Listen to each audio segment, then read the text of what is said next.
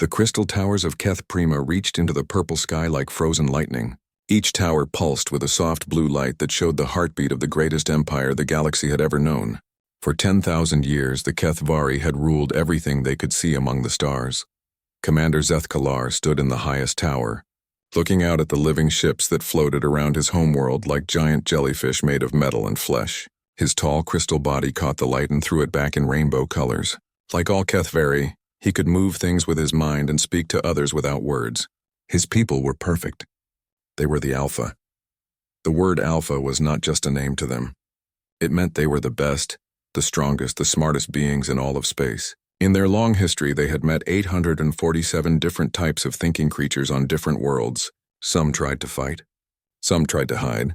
Some tried to make deals. It never mattered. The Kethvari always won. Their bioships could heal themselves when hurt. Their warriors could change the shape of metal just by thinking about it. Their weapons could kill entire cities in seconds. No enemy had ever made them afraid. No enemy had ever made them retreat. They were the hunters and everyone else was prey. A soft chime filled Zeth-Kalar's mind. One of his scout captains wanted to speak with him. He opened his thoughts to receive the message, "Commander." The voice said inside his head, "We have found something new in the outer rim, a species we have never seen before."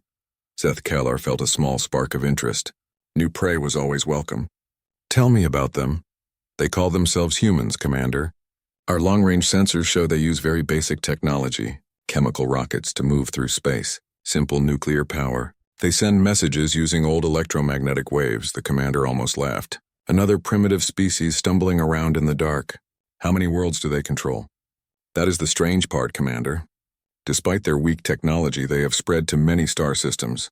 More than most species reach even with advanced ships." This made Zeth-Kalar think. Usually, primitive species stayed close to their home world. They were too scared or too stupid to travel far into space. But these humans seemed different. They were brave or foolish enough to spread out across the stars with ships that barely worked. "How many are there?" he asked. "Hard to count exactly, Commander, but they seem to be everywhere in their part of space. Hundreds of worlds, thousands of space stations. They build things very fast." Zeth-Kalar walked to his viewing wall and touched it. The crystal surface came alive with images from the scout ships. He saw small blue and green worlds covered in lights, space stations that looked like metal cities, ships that moved slowly but steadily between the stars. The humans looked weak and soft. They had no natural weapons, no thick skin, no claws or fangs. They lived such short lives that most died before they could learn anything useful. Their bodies broke easily. Their minds could not speak to each other across space, but they built things. Everywhere the scouts looked, the humans were building something. Cities, ships, stations, machines, they never seemed to stop. "Bring this to the High Council," Zeth-Kalar decided. "Let them decide if these humans are worth our time." High Council met in the Great Chamber at the heart of Keth Prima. 12 of the oldest and most powerful Kethvari sat in a circle of floating crystal chairs. Each one had lived for thousands of years. Each one had conquered dozens of worlds. High Counselor Veth Moral spoke first. Her voice was like music made of ice. "Another primitive species begs for our attention. Why do we waste time on creatures who still burn chemicals to fly?" "Because they spread fast," Zeth-Kalar replied. "Faster than any species we have seen. That suggests they might be worth studying." Counselor Neth Kaval waved one long arm. "All species are the same in the end. They fight, they lose, they die. These humans will be no different." "Perhaps we should not even send a fleet," suggested Counselor Gethtaler. "A plague ship could seed their worlds with death. In a few months, the humans would be gone, and we could take their resources without a battle." Zeth-Kalar felt something strange in his chest, something like curiosity. "I request permission to lead the first contact mission myself." The council members looked at each other with surprise. Zeth-Kalar was one of their best commanders. He usually fought only the strongest enemies. "You wish to crush insects personally?" Veth Merrill asked. "I wish to understand why these insects spread so quickly," Zeth-Kalar replied. "Knowledge is power. If we learn what makes them different, we can use that knowledge against future enemies." The council thought about this. Finally, Veth Moral nodded. "Very well. Take a small fleet, 3 bio-dreadnoughts and their support ships. Show these humans what it means to face the Alpha." 3 days later, Zeth-Kalar's fleet left Keth Prima. The bioships moved through space like living creatures swimming through a dark ocean. Their hulls pulsed with the rhythm of giant hearts. Their weapons were grown, not built, and they could adapt to any threat. As they traveled toward human space, Zeth Kalar studied the scout reports. The humans seemed to favor kinetic weapons, simple metal slugs thrown very fast. Their energy weapons were basic lasers and particle beams. Their ships had thick metal armor instead of the smart bioarmor that could heal and adapt. Everything about human technology looked hundreds of years behind Kethvari science. Their computers were slow and stupid. Their materials were weak. Their power sources were dangerous and wasteful. But they had spread to over 100 star systems in just a few centuries. Most species took thousands of years to travel that far if they ever did at all. "Commander," his tactical officer reported, "we have reached the edge of human space. The system they call Tau Ceti." Zeth Kalar moved to the command center of his flagship. Through the bioship's living sensors, he could see the human colony ahead. A few orbital stations, some mining ships, a small group of military vessels that looked like metal boxes with engines attached. "Begin standard first contact protocol," he ordered. "Send them the surrender message." The message was simple. The humans could surrender now and become slaves, or they could fight and be destroyed. Every species got the same choice. Smart ones surrendered. Stupid ones fought and died quickly. The human response came back in less than an hour. It was not what Zeth Kalar expected. "This is Admiral Sarah Chen of the Terran Defense Fleet. You have entered human space without permission. Leave now or we will remove you." Zeth Kalar felt something he had not experienced in centuries. Surprise. The humans were not begging for mercy or asking for time to consider surrender. They were threatening him. "Commander," his weapons officer said, "should we destroy them now?" Zeth Kalar looked at the tactical display. 20 human ships against his 3 bio-dreadnoughts and their escorts. The humans were outnumbered and outgunned. Their primitive weapons could not even scratch his bioarmor. But something felt wrong. The human ships were not running away. They were not trying to hide. They were moving into attack formation as if they thought they could win. "No," Zeth Kalar said slowly.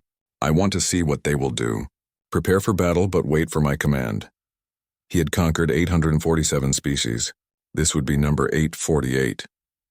But for the first time in his long life, Commander Zeth Kalar was not completely sure how the battle would end. Admiral Sarah Chen stood on the bridge of her flagship, the TDS Indomitable, watching the alien ships through the main screen. The enemy vessels looked like nothing humanity had ever built. They were smooth and curved, pulsing with organic light. They moved through space like living things. "Analysis complete," reported her tactical officer, Lieutenant Morrison. "Enemy ships appear to be biomechanical. Hull composition unknown, but sensors detect both metal and organic materials." Chen had been preparing for this day since the early warning systems detected the approaching alien fleet 3 months ago. Humanity's deep space monitoring network had tracked the strange ships as they moved through several star systems. "Always heading toward human space. All ships. This is Admiral Chen," she broadcast to her fleet. "Remember your training. These aliens have conquered many species before us, but they have never faced humans." The 20 ships of her task force spread into attack formation. Each ship carried weapons and technology that the aliens did not expect. While the enemy scouts had observed human ships using basic chemical propulsion and simple nuclear power, they had not seen what humanity could really do when threatened. Chen's fleet used fusion drives that had been hidden inside fake chemical rocket housings. Their weapons included railguns that could fire exotic matter shells and quantum-entangled missile systems that could coordinate attacks across vast distances. But their greatest advantage was something the aliens could never understand: the human ability to learn and adapt. "Quickly, Admiral," her science officer called out. "We're getting strange readings from the enemy ships. They appear to be scanning us with some kind of bio-neural network." "Let them scan," Chen replied. "They'll only see what we want them to see." On board his bio-dreadnought, Commander Zeth Kalar watched the human ships with growing confusion. His living sensors could detect the primitive metals and basic electronics, just as the scout reports had described. But something felt wrong.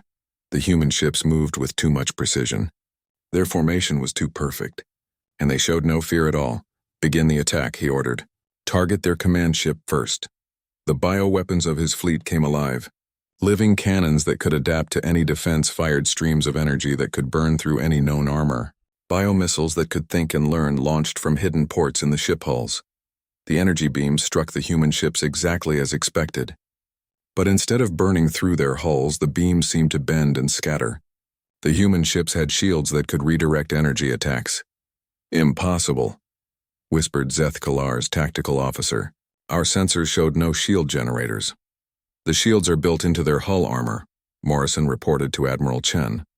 "Metamaterial composites with built-in energy redirection. Just like the simulations predicted," Chen smiled grimly. Humanity had spent 3 months preparing for this battle, studying every piece of data their long-range sensors had collected about the alien bioships. Human scientists had worked day and night to create defenses against weapons they had never seen. "All ships, return fire," Chen ordered. The human response was like nothing the Kethvari had ever experienced.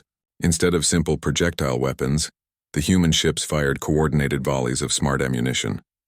Each railgun shell contained exotic matter cores that could punch through bioarmor. The missiles used quantum entanglement to coordinate their attacks, striking from multiple angles at exactly the same moment. Zeth Kalar watched in shock as one of his escort vessels exploded. The bioship's living hull tried to heal itself, but the human weapons contained something that prevented regeneration. "The ship died like a wounded animal. How is this possible?" he demanded. "Their technology is primitive." But even as he spoke, his sensors were detecting new energy signatures from the human ships. Weapons that had not been there moments before were powering up. The humans were adapting their tactics in real time. "All ships, execute pattern Delta," Admiral Chen commanded. The human fleet scattered and regrouped in a complex formation that the alien bioships could not predict. Each human vessel was connected to the others through quantum communication links, allowing them to coordinate like parts of a single giant machine. The second wave of human attacks was even more devastating. The railgun shells had been modified during the battle to better penetrate bioarmor. The missiles had learned from the first exchange and now targeted the weak points in the alien hull structure.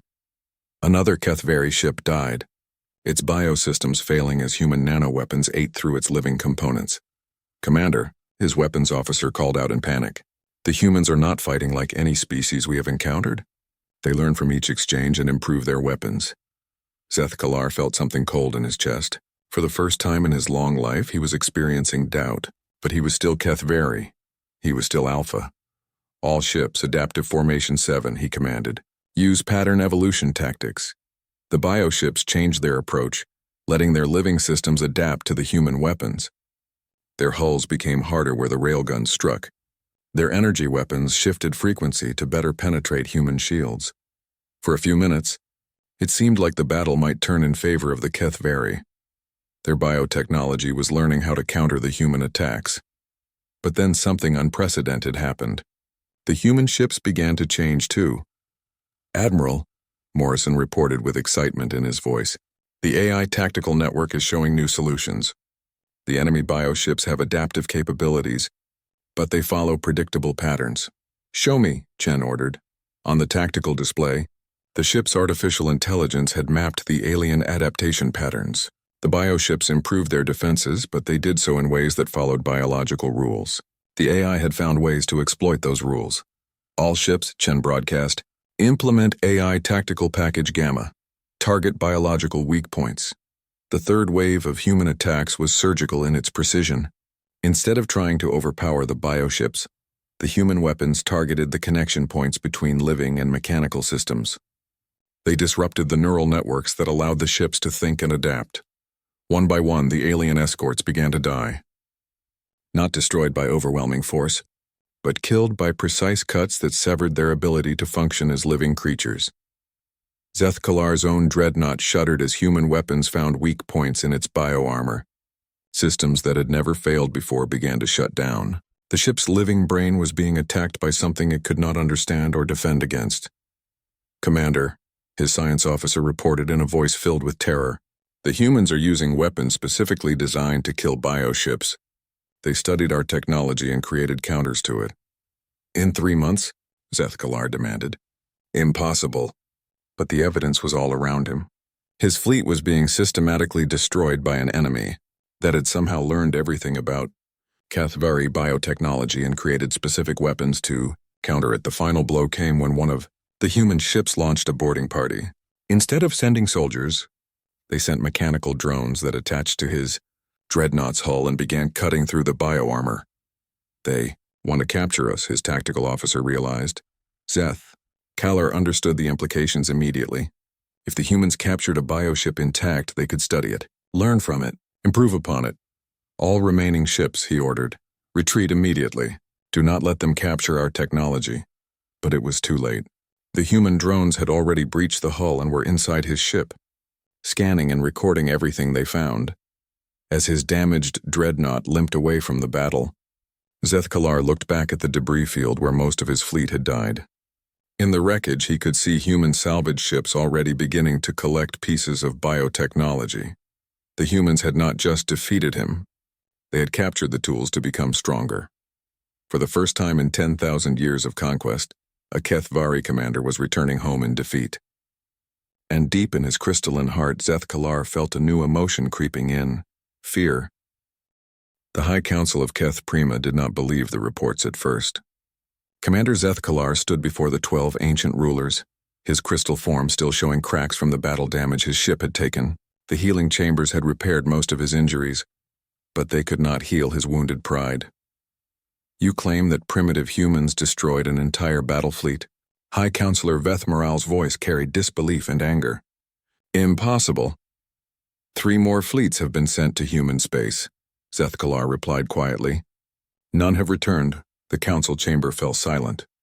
In 10,000 years of conquest, the HFY had never lost 4 fleets to a single enemy. They had never lost 4 fleets to any enemy. Counselor Neth Kaval leaned forward in his floating chair. What makes these humans different? They learn, Zeth Kalar said, faster than any species we have ever encountered. Every weapon we use against them, they study and create counters for it. Every tactic we employ, they adapt to and improve upon. All species try to adapt, Veth Moral said dismissively. That is why we have bioweapons that evolve faster than any defense. The humans evolve faster than our weapons do, Zeth Kalar replied. And they do something else. Something no other species has done. What? They take our technology and make it better. On Earth, Dr. James Rodriguez walked through the largest laboratory complex humanity had ever built. The Xenotech division had grown from a small research team to a massive organization employing millions of scientists, engineers, and technicians. All of them focused on one goal: understanding and improving alien technology. In the center of the complex sat the prize, a mostly intact HFY bioship captured during the Battle of Tau Ceti. The living vessel was held in a massive containment field, its biosystems kept alive but dormant while human scientists studied every cell, every circuit, every thought pattern. Status report, Rodriguez said to his team leader, Dr. Sarah Kim. We've made incredible progress, Kim replied, her eyes bright with excitement.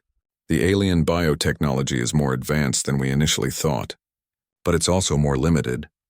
She led Rodriguez to a viewing window where they could see human technicians working inside the alien ship. They wore special suits that protected them from the ship's immune systems, while they carefully removed samples of biocomponents. The HFY bioships can adapt and heal, Kim explained, but only within certain parameters. They're like highly advanced animals, smart but still bound by biological rules. Once we understood those rules, we could predict their adaptations and create counters. And our improvements? Rodriguez asked. Kim smiled. Come see for yourself. They moved to another section of the laboratory where human engineers were building something that had never existed before. Hybrid technology that combined the best of both species' innovations. The new human ships looked different from anything either side had built before. They had living hulls like the HFY bioships, but the living components were enhanced with human artificial intelligence and quantum computing systems. They could heal like biological creatures but think like machines. The alien biotechnology is impressive, explained Chief Engineer Marcus Webb. But they never thought to combine it with advanced AI systems. Their living ships can adapt, but they adapt slowly and predictably. Our hybrid ships can adapt quickly and creatively.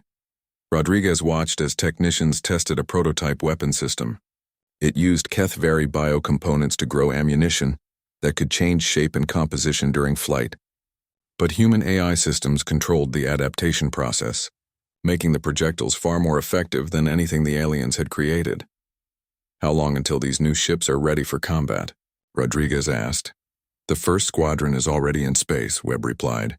"Admiral Chen is field testing them in the Proxima system." In the depths of space near Proxima Centauri, Admiral Chen commanded a fleet unlike any that had ever existed. Her ships were part human engineering, part alien biotechnology, part pure innovation that neither species had imagined alone. "All ships report ready for combat trials," Morrison announced from his position at the tactical station. Chen nodded. The hybrid ships felt different from the old human vessels. She could sense the living components in the hull around her, feel the ship's biosystems working in harmony with human technology. It was like commanding a creature that could think and learn alongside her. "Begin Simulation 7, she ordered. The fleet scattered into a formation that no purely mechanical or purely biological ships could achieve. The living components allowed for organic coordination between vessels, while the human AI systems provided tactical analysis and strategic planning that surpassed anything the Kethvari had achieved. As the simulation progressed, Chen watched her ships adapt and improve their performance in real time. They learned from each maneuver and incorporated those lessons into their next actions. They were evolving during the exercise itself. "Admiral," Morrison reported with wonder in his voice, "the ships are developing new tactics that weren't in their original programming."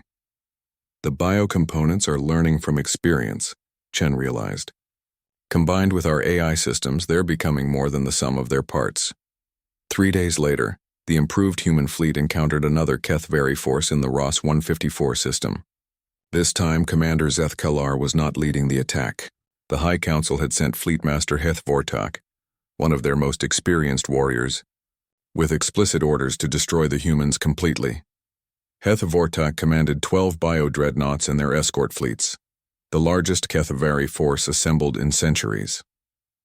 He was confident that sheer numbers would overwhelm whatever tricks the humans had developed. The battle lasted less than 4 hours.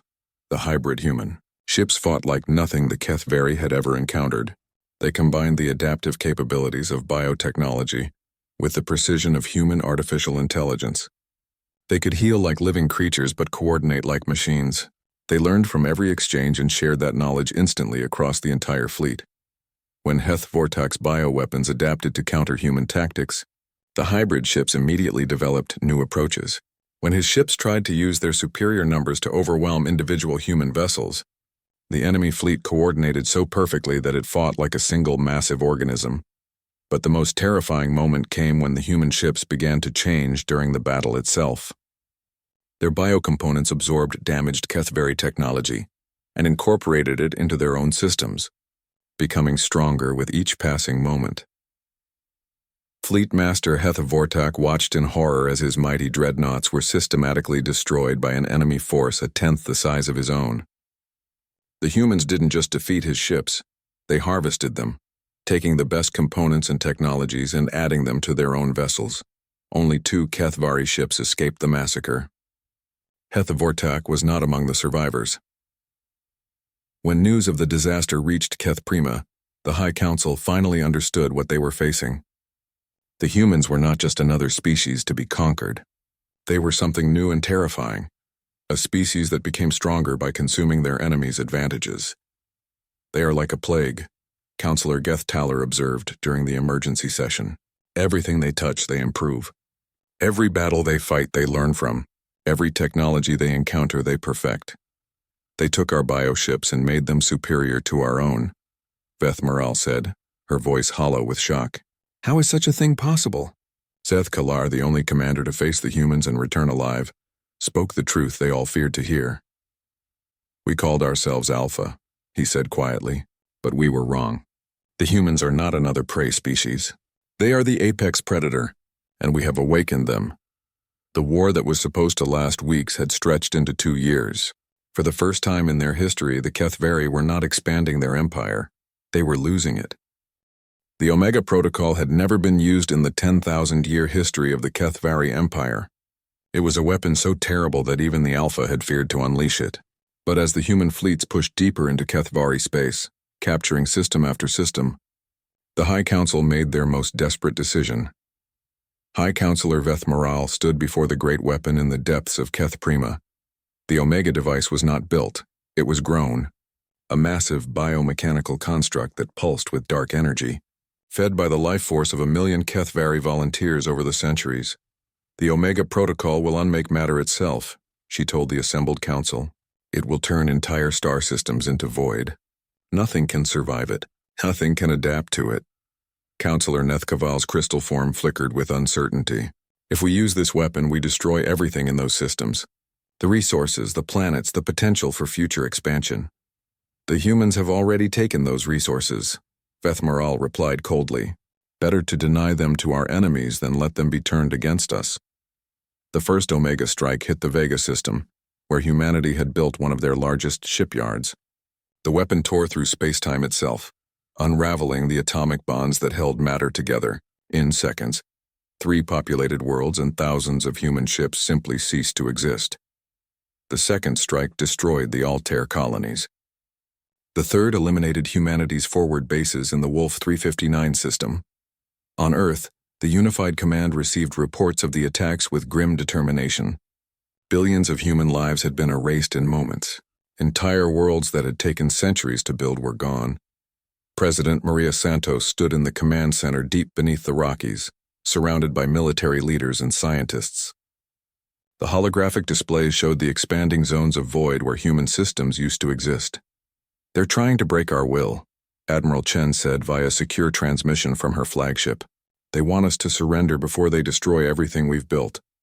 Then they don't understand us at all, Santos replied. She turned to the assembled leaders. Activate Total War Protocol. All restraints are removed. Authorization. Sierra 77 Alpha.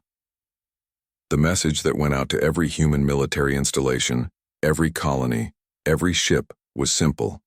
Total War Protocol authorized. All restraints removed. Show them what humanity can do when the gloves come off. Commander Zeth Kalar received the intelligence reports with growing unease. Something had changed in human space. The energy signatures were different. Massive industrial complexes were being converted to military production. Ships were being launched from hidden shipyards that the Kethvari had never detected. But most disturbing of all were the new weapon signatures. Humanity had been holding back. Impossible, he whispered as he reviewed the data. These energy readings, they should not be possible with human technology. His science advisor, a young Kethvari named Sektalar, looked up from her biocomputer interface. Commander, the humans appear to have developed weapons that operate outside our understanding of physics. Explain. Antimatter cascade systems that can chain react across light years. Quantum viruses that rewrite the fundamental constants of physics in localized space. Nanoswarms that don't just destroy bioships but convert them into human vessels during battle. Seth Kalar felt his crystal body grow cold. How long have they been developing these weapons? Based on the manufacturing signatures, they began production over a year ago. Long before we used the Omega Protocol. The terrible truth hit him like a physical blow. They were prepared for this. They knew we would escalate. They wanted us to escalate. Dr. Rodriguez stood in the newly expanded Xenotech division, now housed in converted asteroid mining facilities throughout the solar system. Around him, human engineers worked with captured Kethvari biotechnology to create weapons that should have been impossible. The aliens made a critical error, he explained to his team. They assumed our restraint was weakness. They didn't understand that we were being careful not to destroy the galaxy in our enthusiasm. Chief Engineer Webb nodded grimly. The Total War Protocol removes those limitations. We can finally use the technologies we've been developing in secret. Rodriguez moved to a viewing port where he could see the construction bays. Massive human ships were being built, but these vessels were unlike anything created before. They incorporated not just Kethvari biotechnology, but innovations that neither species had imagined. Project Ragnarok is ahead of schedule, Webb reported. The first wave of Extinction-class vessels will be ready within days. And the special weapons? The quantum viruses are loaded and ready. The nano-conversion systems are online. The antimatter cascade warheads are armed. Rodriguez nodded. The Kethvari had wanted to see what humans could do without limits. They were about to find out. Admiral Chen now commanded the largest human fleet ever assembled. The extinction fleet consisted of ships that were works of art and instruments of destruction in equal measure. Each vessel was a hybrid of the best human and HFY technology, improved beyond what either species had achieved alone. But the ships were only part of the fleet's power. The real weapon was the integrated battle network that connected every human vessel across space. Through quantum entanglement and bioneural links, the entire fleet could think and act as one massive organism. All ships report ready for Operation Clean Slate, Morrison announced from his position at the tactical station. Chen looked at the tactical display showing HFY's space. Intelligence had identified every alpha world, every stronghold, every hidden base. The bioships captured over the past 2 years had contained complete navigation data for the entire HFY empire. Begin the systematic elimination, Chen ordered. The human counterattack was not a battle, it was an extermination campaign. The extinction fleet moved through HFY space like a plague of metal and energy, systematically destroying every alpha presence they encountered. The HFY defenders found themselves facing weapons designed specifically to counter their every advantage. When their bioships tried to heal, human nanoviruses prevented regeneration. When they attempted to adapt, human quantum weapons changed the rules of physics around them. When they tried to flee, antimatter cascades followed them through hyperspace. But most terrifying of all was humanity's systematic approach. This was not the desperate fighting of a species trying to survive. This was the methodical elimination of a threat to human existence. On Keth Prima, the High Council watched their empire die in real time. System after system went dark as the human fleet carved through their defenses like a knife through paper. "How are they moving so quickly?" demanded Counselor Geththaler. "Our best bioships cannot match their speed." "They are not just using our biotechnology," Vethmaral realized with growing horror. "They have perfected it beyond our abilities." Commander Zethkalar entered the council chamber, his crystal form flickering with damaged biocircuits. He had just returned from the Sirius system, where he had witnessed the destruction of 3 HFY strongholds. "High Counselor," he reported, "the humans are not trying to conquer our worlds. They are sterilizing them. Every world they touch becomes uninhabitable for HFY life." "Impossible," Nethkaval protested. "We can adapt to any environment. Our bioforms can survive anything." "Not these weapons," Zethkalar replied quietly. "The humans have created viruses that rewrite HFY DNA. Nanomachines that convert our biotechnology to work for them instead of us. Energy weapons that prevent our healing abilities from functioning." The council chamber fell silent as the implications became clear. The humans were not just defeating the HFY military. They were making HFY existence impossible. "They are committing genocide," Vethmaral whispered. "No," Zethkalar corrected her. "Genocide is the elimination of a people. What the humans are doing is more complete than that. They are erasing us from existence itself." As if summoned by his words, the chamber's biocomputers chimed with an incoming message. It was from the human fleet, transmitted on all HFY frequencies. Admiral Chen's face appeared on the organic display screens. Her expression was calm, professional, and utterly without mercy. "This is Admiral Sarah Chen of the Human Extinction Fleet," she said. "To all remaining HFY forces, you have 48 hours to evacuate any system containing human prisoners or human technology. After that time, we will begin the final phase of our campaign." The transmission ended, leaving the High Council in stunned silence. "Final phase?" Counselor Geththaler asked in a voice barely above a whisper. Zethkalar closed his crystal eyes. He had seen the human fleet in action. He understood what they were capable of. "They are coming for Keith Prima," he said. "They are coming to end us completely." Keth Prima had never known fear. For 10,000 years, the living homeworld had been the beating heart of an empire that stretched across the galaxy. Its crystal towers reached into space itself, and its biomechanical defenses could destroy entire fleets. It was not just a planet, it was a fortress that had never fallen. Now, as the human extinction fleet approached, the great world trembled. Commander Zethkalar stood in the highest tower, watching the approaching human armada through sensors that screamed warnings he could barely comprehend. The enemy fleet filled the entire star system. Ships beyond counting, each one a hybrid of human engineering and perfected HFY biotechnology.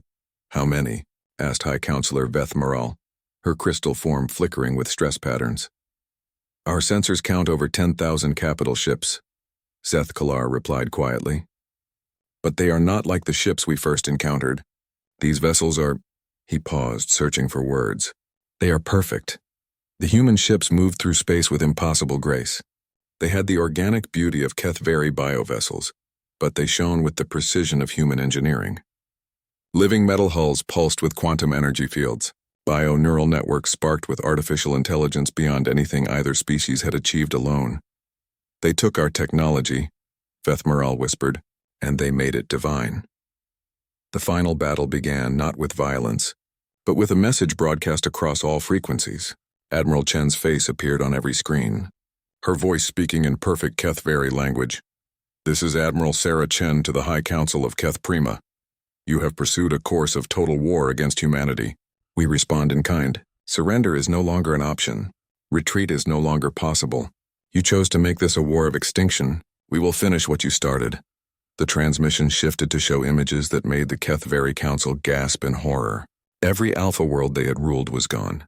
Not destroyed, converted. Former Kethvari colonies now flew human flags. Bio-cities that had taken centuries to grow had been adapted to serve human purposes in mere days. "Your empire no longer exists," Chen continued. "Your fleets have been eliminated. Your people are extinct on 846 worlds. Keth Prima is all that remains. We give you one chance to observe your own ending with dignity." The human fleet began its final approach. The defenses of Keth Prima were legendary. Biocannons that could grow new weapons in real time. Living shield generators that could adapt to any attack. Swarms of biofighters that could think and coordinate like a single mind. All of it was useless. The human weapons had been designed specifically to counter every Kethvari advantage. When the biocannons tried to adapt, quantum viruses rewrote their genetic code to serve human purposes instead. When the shield generators attempted to deflect energy, antimatter cascades simply ignored them. When the biofighters swarmed to attack, nanoconversion weapons turned them into human drones mid-flight. Dr. Rodriguez watched the battle from his command ship, the HDSS Evolution. Around him, human scientists monitored systems that should not have existed, weapons that violated the known laws of physics, technologies that merged biology and machinery into something beyond both. "The planetary conversion has begun," reported Chief Engineer Webb. "Bioviral introduction successful. The planet's immune system is being rewritten to reject Kethvari DNA." Rodriguez nodded grimly. It was not enough to destroy Keth Prima. The humans were converting it, turning the very ground itself against its former masters. Soon the living world would actively hunt any remaining Kethvari, making their existence impossible. "Neural network integration at 60%, another technician reported. "The planet's biosystems are accepting human command protocols."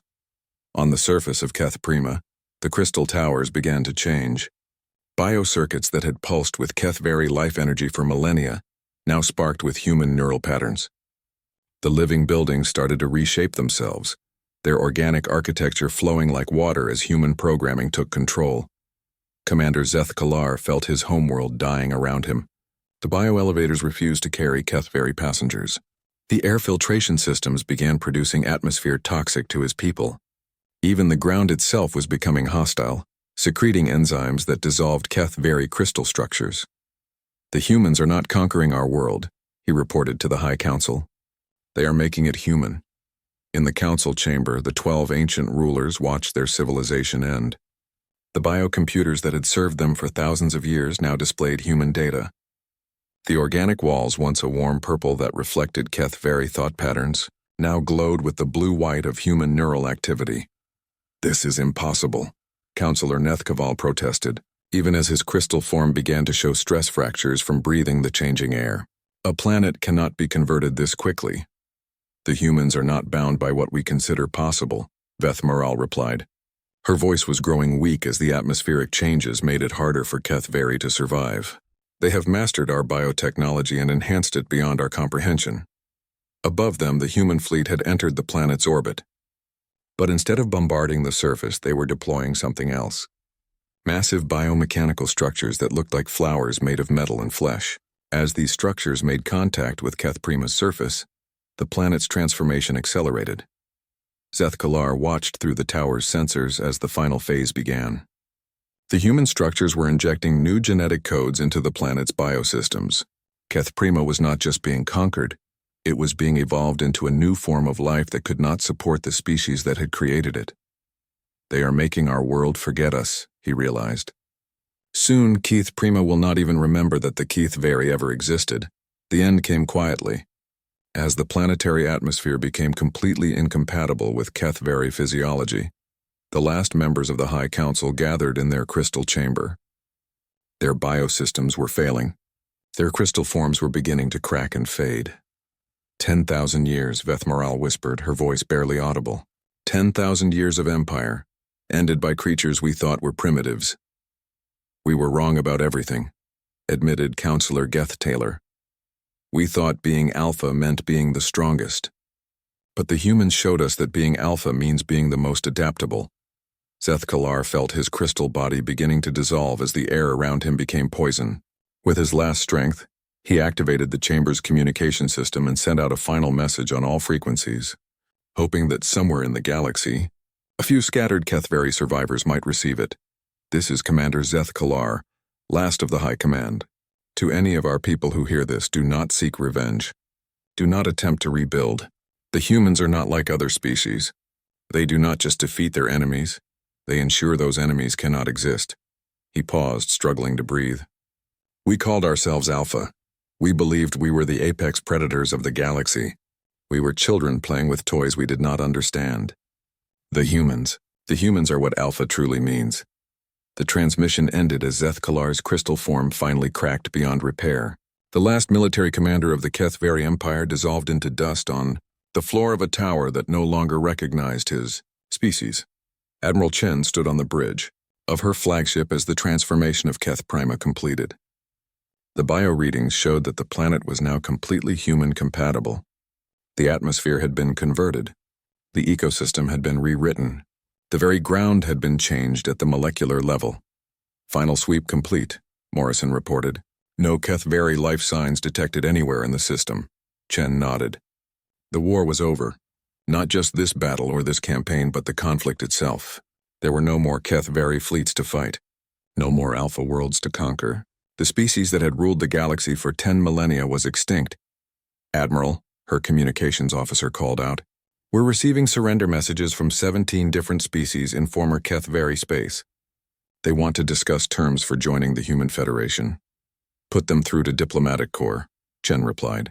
We're not conquerors. We're liberators. She looked out at what had once been Keth Prima, now renamed New Terra. The crystal towers were still there, but they glowed with human light. The biocities still functioned, but they served human purposes. The living planet still pulsed with life, but it was life that welcomed humanity and made the existence of their former enemies impossible. Dr. Rodriguez's voice came over the comm system.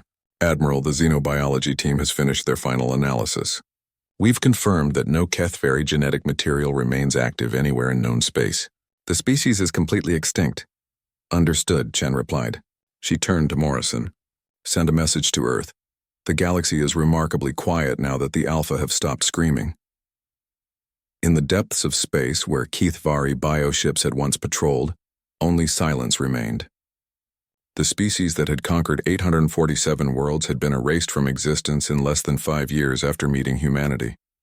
They had called themselves Alpha until humans taught them what the word really meant.